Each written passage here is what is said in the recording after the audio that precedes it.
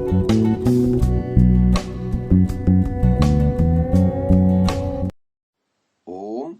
नमस्ते जी। 74वीं श्रव्य कणिका वैदिक संपत्ति। इसके लेखक हैं पंडित रघुनंदन लाल जी शर्मा। पुस्तक का संपादन किया है स्वामी जगदीश्वरानंद जी द्वारा। पुस्तक प्रकाशित है आध्यात्मिक शोध संस्थान नई दिल्ली द्वारा। गर्भ शास्त्र नामक शीर्षक के अंतर्गत कुछ बातें हमने गत श्रव्य कणिका में सुनी। अब दूसरा बिंदु इसमें लेखक महोदय लिख रहे हैं। दूसरी बात, गर्भ में पिछली योनियों के चक्कर की है। अभी ऊपर मुर्गी का इतिहास दिया गया है। मुर्गी पक्षी जाति का प्राणी है। इसके पूर्व मछली, मंडूक और सर्प जाति के प्राणी हो चुके हैं। मुर्गी के गलफड़ों ने मछली का आकार दिखलाया और पैर तथा सिर के फूटने पर मान लो कि उसने मेंढक की नकल भी कर दी, परंतु तीसरी नकल सर्पणशीलों की उसने क्या दिखलाई? पक्षी सर्पों के बहुत निकट हैं, वे उन्हीं से पक्षी हुए हैं। अतएव चाहिए था कि उनमें सर्पणशीलों के गुण विशेष हों, परंतु क्या सर्पणशीलों के दांत पक्षियों के मुंह में दिखलाई पड़ते हैं? चमगादड़ को छोड़कर अन्यों में नहीं, परंतु चमगादड़ सर्पणशीलों से पक्षी नहीं हो रहा, वह तो पशुओं से पक्षी हो रहा है, क्योंकि उसके कान और स्तन हैं। इससे ज्ञात हुआ कि मुर्गियों में सर्पणशीलों के गुण नहीं है। तब पिछली योनियों का चक्कर कैसा? मुर्गी के गले के पास केवल दर्जों को देखकर इतना बड़ा हवाई किला खड़ा करना कितना भयंकर है, यह सहज ही अनुमान किया जा सकता है। मंडूक की जो वृद्धि होती है वह बिल्कुल यांत्रिक सिद्धांत के अनुसार ही होती है। मंडूक यदि मछली होता तो उसके पैर न होते। गलफड़ों से वह श्वास उस समय लेता है जिस समय बढ़ता है। उसकी यह वृद्धि की अवस्था गर्भावस्था ही है। गर्भावस्था में तो मनुष्य का बच्चा भी नाल के द्वारा प्राण और पोषण पाता है, तो क्या वह भी मछली ही है? यदि ऐसा होता तो सभी बच्चे पहले गलफड़ों से ही श्वास लेते, क्योंकि सभी का विकास मछली से हुआ है। परंतु मनुष्य और पशुओं के बच्चे माता से लगे हुए नाल के द्वारा प्राण पाते हैं। ऐसी अवस्था में विकास का प्रमाण व्यापक नहीं रहता, क्योंकि गर्भ के नियम दूसरे और बाहर के दूसरे हैं। पशुओं और मनुष्यों के गर्भों की तुलना भी वही यांत्रिक सिद्धांत बतलाती है। हम सब पहले रीढ़ की हड्डी से ही प्रारंभ करते हैं, उसी को विकासवादी मछली की शक्ल बतलाते हैं।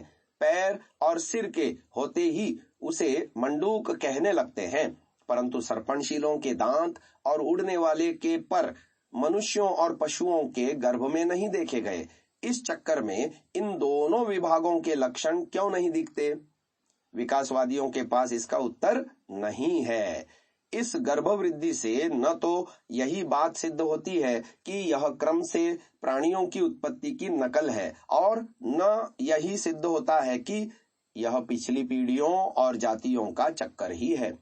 हमने तुलनात्मक शरीर रचना शास्त्र में जैसे आयु की अनियमितता का दृष्टांत दिया था, उसी प्रकार प्राणियों के गर्भवास की अवधि में भी कोई नियम नहीं है। स्तनधारियों में घोड़ी 12 महीने में, गाय 9 महीने में, भैंस 10 महीने में, वानर 4 महीने में और मनुष्य 9 महीने में बच्चा पैदा करता है। 4 महीने से 12 महीने तक की अवधि है। यह नियम न तो शरीर की सुदृढ़ता पर है न आयु पर। घोड़ा मनुष्य से बल में अधिक है, परंतु आयु में कम और गर्भवास में अधिक है। कछुआ आयु में अधिक है, बल में कम और गर्भवास में तो बहुत ही कम है। क्या कोई विकासवादी इस अव्यवस्थित क्रम का कारण बतला सकता है? कभी नहीं।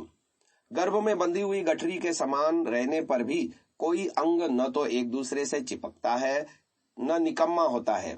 यद्यपि बाहर ऐसा होने पर सब अंग निकम्मे हो जाते हैं। क्या इस भेद का कारण कोई बतला सकता है? नहीं। गर्भ की विचित्रता और महत्ता तथा उस कारीगर की कारीगरी क्या तुच्छ मनुष्य की बुद्धि में आने योग्य है? ऊपर जिन प्राणियों के चक्कर पर गर्भ का इतना बड़ा नियम कह डाला गया, उस इतिहास पर विज्ञानवेत्ताओं को ही पूरा संतोष नहीं है। विकासवाद के लेखक पृष्ठ 9 पर स्वयं ही कहते हैं कि जैसा कि हक्सले तथा हैकल ने लिखा है कि यह इतिहास इतना संक्षेप करके लिखा हुआ है कि इसके प्रत्येक वाक्य का भाष्य और उन पर व्याख्या करने में तो बड़ा विस्तृत ग्रंथ बन जाएगा। इस अंडस्थ व गर्भस्थ वृद्धि में जो इतिहास लिखा हुआ है उसमें कभी कभी पंक्तियां, पूरे पैराग्राफ और कभी पृष्ठों के पृष्ठ छूटे हुए हैं। इतना ही नहीं, परंतु कभी कभी प्रक्षिप्त प्रकरण भी इसमें डाले हुए दृष्टिगोचर होते हैं। यह है उस शास्त्र की दशा जिस पर पूरा भरोसा था। जिस प्रकार लुप्त जंतु शास्त्र में अध्याय के अध्याय लुप्त बतलाए गए थे, उसी प्रकार यहाँ भी पृष्ठ के पृष्ठ लुप्त हैं।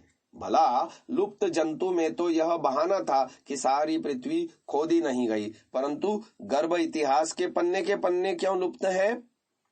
गर्भ परंपरा तो अमीबा से लेकर मनुष्य पर्यंत चली आ रही है, फिर बीच के पन्ने क्यों लुप्त हुए? हक्सले महोदय यह भी कहते हैं कि उस इतिहास में संक्षेप भी किया हुआ है। गजब हो गया। यदि गर्भ इतिहास प्राणियों के विकास क्रम की पाठमाला है तो इसमें प्रक्षेप कहां से आया? बीच में गर्भ कर्मरहित क्यों भाषित होने लगा? मंडूक से सर्पणशील होकर पक्षी होना था, परंतु सर्प की अवस्थाओं का पता नहीं। बीच में पुच्छल तारे की आकृतियां क्यों दिखने लगी? इस शास्त्र में तो ऐसा न होना चाहिए। इस भयानक अड़चन का जवाब विकासवाद के ज्ञाता पृष्ठ संख्या 91 पर यह देते हैं कि इस गर्भस्थ अवस्था के इतिहास में जहां जहां समानताएं समाप्त होकर भिन्न भिन्न मार्गों के अवलंबन किया हुआ प्रतीत होता है, वहां वे स्थान बतलाए गए हैं कि यहाँ प्राणियों ने परिस्थिति के अनुसार भिन्न भिन्न मार्गों में चलना आरंभ किया। आपके कहने का तात्पर्य यह है कि घास खाने वाले स्तनधारियों के बाद जहां से मांस खाने वाले स्तनधारियों की मांस खाने की प्रवृत्ति हुई, वहीं प्रक्षेप प्रतीत होता है। यह बड़ी भद्दी रफूगरी है। क्या घास खाने वाले एकदम मांस खाने वाले हो गए? क्या गाय के बछड़ों में से एक भेड़िया हो गया? यदि विकासवाद ऐसा मानता हो तब तो उसे आंख के सामने ही सब कुछ सिद्ध करना चाहिए, परंतु यदि वहां भी क्रम से विकास माना जाए तो इस प्रकार का भेद न पड़ना चाहिए। मछली से मेंढक होना जितना कठिन है, उतना बछड़े का भेड़िया होना कठिन नहीं है। ऊपर विकासवाद ने यह दिखलाने का यत्न किया है कि मेंढक गर्भ में मछली बन गया, अतः अब उपशाखाओं में चलकर पृथक मार्ग अवलंबन करने का बहाना बतलाना ठीक नहीं। अच्छा, तो यह तो प्रक्षेप का बहाना हुआ, परंतु पृष्ठों के पृष्ठ लुप्त क्यों है? मुर्गी गर्भावस्था में सर्पणशीलों के दांत क्यों नहीं दिखलाती? कुछ भी उत्तर नहीं। सत्य बात तो यह है कि प्रत्येक जाति के गर्भ स्वतंत्र रीति से अमुक समय में बनते हैं। वहां न प्राणियों की पीढ़ियों का चक्कर है, न जातियों का इतिहास है। हार मानकर अंत में विकासवाद के लेखक भी पृष्ठ संख्या 81 पर कहते हैं कि किसी प्राणी की गर्भावस्था का इतिहास पूर्णतया हम नहीं जानते और न किसी प्राणी की गर्भावस्था के सब परिवर्तन देखे गए हैं, अथवा न उनका सार्थक कारण पूर्णतया बतलाया जा सकता है। चलो, छुट्टी हुई। जिस शास्त्र पर इतना भरोसा था वह भी गया, अतः अब हम भी इसकी समालोचना यहीं समाप्त करते हैं और आगे मनुष्य की उत्पत्ति पर विचार करते हैं। आज की इस श्रव्य कणिका को इन्हीं विचारों के साथ विराम देते हैं। ओम।